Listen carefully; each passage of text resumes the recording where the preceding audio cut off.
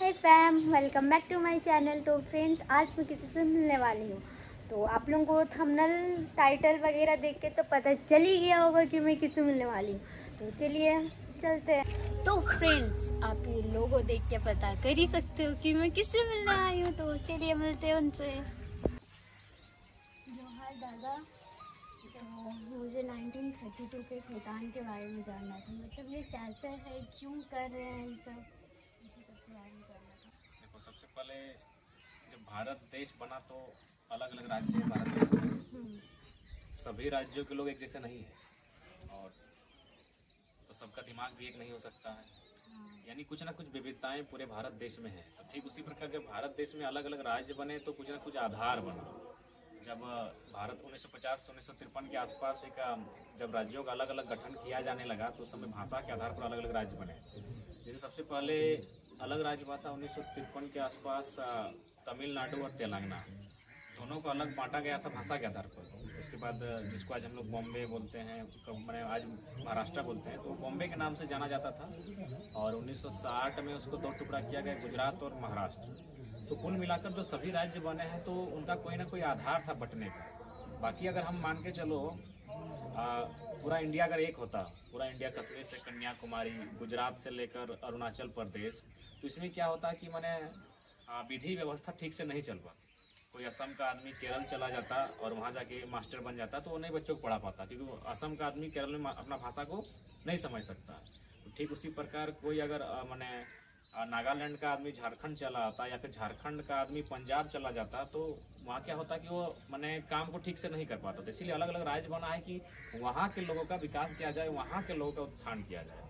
तो उसी क्रम में जब बिहार राज्य से कटकर झारखंड एक अलग राज्य बना, तो अलग राज्य अगर हम बने तो हमारा तो कुछ आधार होना चाहिए, या फिर हम अलग राज्य तो ऐसे नहीं हो गए। यदि हमारा कुछ आधार ही नहीं होगा, हमारा कुछ एक मैंने बाउंड्री वाल ही नहीं होगा, अगर जैसे हम लोग दो भाई में खेत का बंटवारा करते हैं तो अगर हम बीच में आर नहीं देंगे तो फिर खेत के बंटवारा करने कोई मतलब है। या फिर हम अगर घर को ही बंटवारा किए, दो भाई में घर का बांट दिए, लेकिन अगर फिर दोनों भाई का कोई बीच का मैंने मेड़ ही नहीं रहेगा, बीच का कोई पार्टीशन ही नहीं रहेगा, तो पता चलेगा कि बड़ा भाई का हिस्सा कौन सा है, छोटा भाई का हिस्सा कौन सा है। तो ठीक उसी प्रकार जब हम बिहार राज्य से कटकर अलग हुए तो हम लोग के बीच एक पार्टीशन होना चाहिए था। वही पार्टीशन का नाम है खतियान, कि भाई खतियान के आधार पर आप बांट दीजिए कि बिहार राज्य के कौन होंगे और झारखंड राज्य के कौन होंगे। और ये बांटना भी जरूरी है। अगर नहीं बांटा जाएगा तो पता कैसे चलेगा? बारिश आएगा, मान के चले खेत में पूरा खेत पानी से भर गया तो कैसे पता चले कौन सा खेत मेरा है? तो इसीलिए पार्टीशन दिया जाता है, एक आर, किसको कोई आड़ बोलता है, कोई मेड़ बोलता है। तो ठीक उसी प्रकार 1932 का जो खतियान ये बात हो रहा है, हालांकि ये एक डेडलाइन है, मुख्य केंद्र बिंदु है। 1932 के आधार पर भी पूरे झारखंड में स्थानीयता को परिभाषित नहीं किया जा सकता है। इसके अलावा भी आपको कुछ कुछ लाइनें जोड़नी होंगी।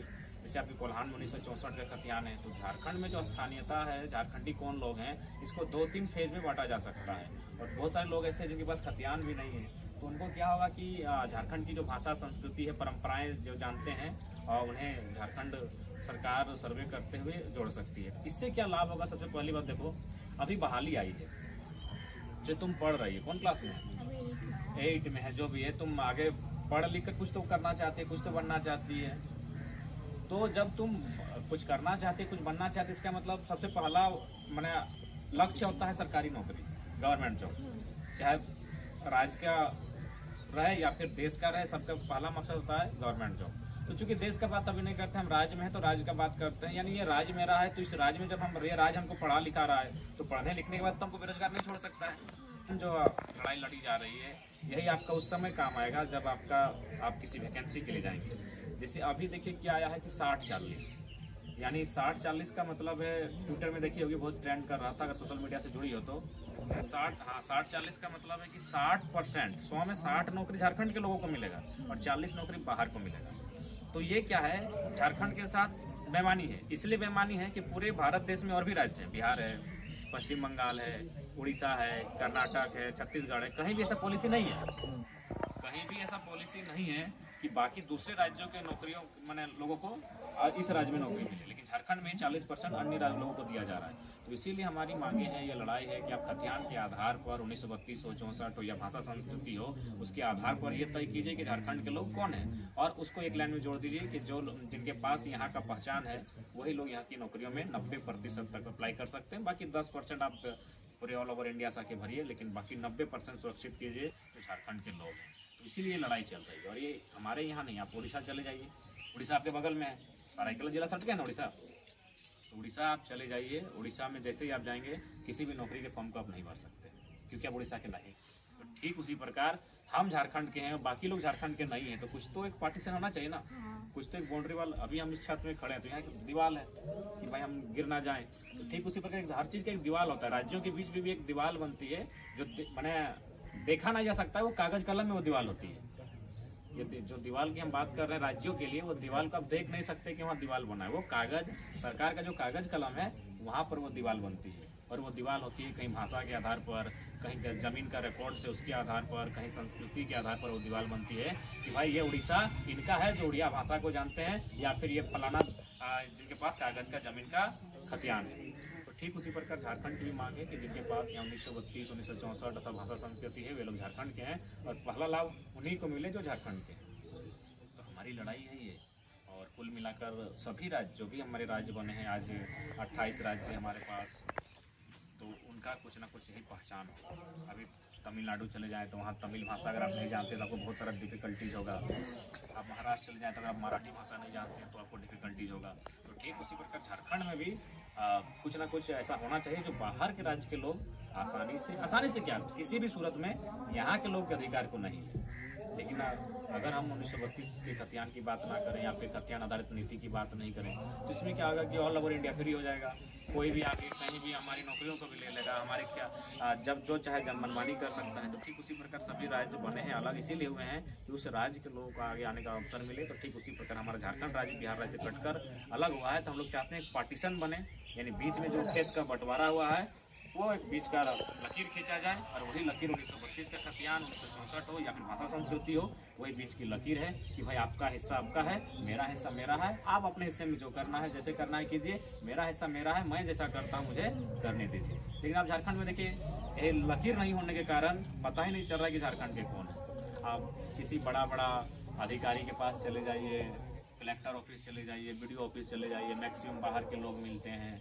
तो भाई अगर हम राज्य अलग लिए हैं लड़कर, इतना बलिदान दिए, यहीं कोल्हान की माटी में निर्मल दा, सुनील दा, न जाने कितने लोग शहीद हुए तब जाके ये राज्य हमको मिला है। और फिर अगर पूरे ऑल ओवर इंडिया के लोग मरने के टाइम जान हमारा जाएगा, खून हमारा बहेगा, लहू हमारा बहेगा और यहाँ आके फायदा सब लोग लेंगे, तो ये गलत बात है। आप एक नियम चाहिए 10% में आइए। बाकी आप देख सकते हैं चाहे टाटा बना हो, जितनी सरायकेला की फैक्ट्रियां हैं वो ज़मीनें हमारी, तो ज़मीन भी हम देंगे, जान भी हम देंगे। और अगर नियोजन में नौकरियों में लाभ अगर पूरा भारत लेगा तो ये कतई न उचित नहीं है। तो इसीलिए ये खतियान की लड़ाई है, स्थानीयता की लड़ाई है, नियोजन नीति की लड़ाई है। और इसके साथ तमाम बहुत सारे बिंदु हैं जिन पर आगे हम लोग लड़ेंगे। और कुल मिलाकर आज प्रत्येक बच्चा को जो कम से कम थोड़ा सा समझ पा रहा है उसे जानना होगा कि आज ये हमारी जो लड़ाई लड़ी जा रही है क्यों लड़ी जा रही है। क्योंकि आज की युवा पीढ़ी कहीं ना कहीं सोशल मीडिया में इस प्रकार मैंने इन्वॉल्व हो चुके हैं कि वे अपने हक अधिकार की लड़ाई को समझ नहीं पाते हैं। देखिए सोशल मीडिया में अच्छी बात है, हम किसी चीज़ का खंडन नहीं करते हैं, लेकिन एक लिमिट होता है, हर चीज़ का लिमिट होना चाहिए। परिवार को समय देने का लिमिट होना चाहिए, खेलने कूदने का एक लिमिट होना चाहिए, पढ़ाई का भी एक लिमिट होना चाहिए, एक मनोरंजन का लिमिट होना चाहिए। हर चीज़ इंसान को अपना हर चीज़ के लिए टाइम मैनेज करना चाहिए। लेकिन आजकल जो कंडीशन देख रहे हैं युवा पीढ़ी खासकर, मतलब इस प्रकार मैंने सोशल मीडिया में इन्वॉल्व हो चुकी है कि उसे पता ही नहीं कि नियोजन नीति क्या हो सकती है, तो उन्हें पता ही नहीं कि स्थान नीति जब बन जाएगा तो उससे उनको क्या लाभ होगा। तो इसलिए प्रत्येक पढ़े लिखे से लेकर मैंने अंतिम व्यक्ति तक जो समझ है, जिनमें विवेक है, उन्हें जानना चाहिए कि झारखंड की लड़ाई जो खतियान आधारित चल रही है इससे क्या लाभ होगा। चाहे अन्य लड़ाई जो भी बहुत सारी लड़ाइयाँ लड़ी जा रही है, सभी समाज के लोग अपनी विभिन्न लड़ाइयाँ लड़ रहे हैं, तो वो लड़ाई आखिर उसके समाज के लिए, उनके लोगों के लिए किस प्रकार लाभदायक होगी, ये सभी प्रत्येक व्यक्ति को समझना चाहिए। और अपनी लड़ाई में चाहे समाज की लड़ाई हो, राज्य की लड़ाई हो, उस लड़ाई में उन्हें भाग लेना चाहिए। फ्रेंड्स, तो आप लोग देख सकते हैं कि मैं किससे मिली थी।